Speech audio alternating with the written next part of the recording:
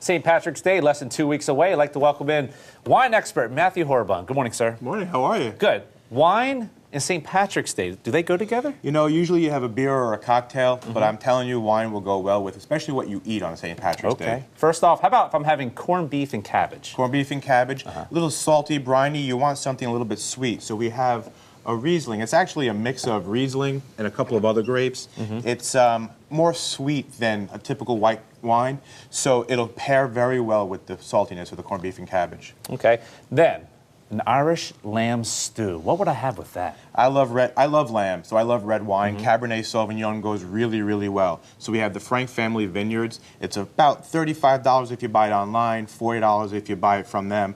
It's got this beautiful berry, but when you pair it with the meat from the stew, you'll get like this complexity where it adds chocolate and a couple other components. It makes it a really nice wine. And then if you have dessert. We always have to have dessert. How about some bread pudding? I love dessert, as you can tell, I'm a dessert guy. So this, I want you to smell it. This is a Moscato d'Asti, so it comes from Italy. It is a very light, floral, white nose. It's very pretty, and the palate is actually very, very similar. You get white flowers, you get some peaches.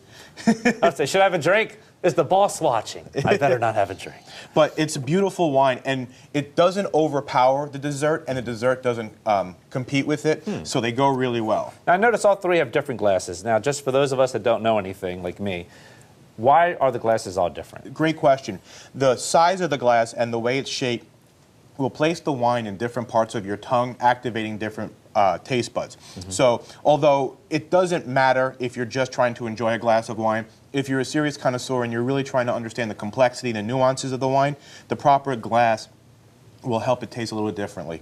So, as an example, like for the white wine, how's that work? So it's a smaller glass. It's usually sweeter, so it'll place it up front in your mouth, whereas the wider one will place it on the back and sides, and it just activates the sweet versus the salty and savory taste buds. So if there's just one wine I can afford, I'm going to have one wine for St. Patrick's Day, one thing, which one would you pick out of the three? That's a tough question. I love the Valkenburg Madonna. That's the German Riesling blend. It's $12, so it's very affordable. I really enjoy that one. Okay, always a pleasure, sir.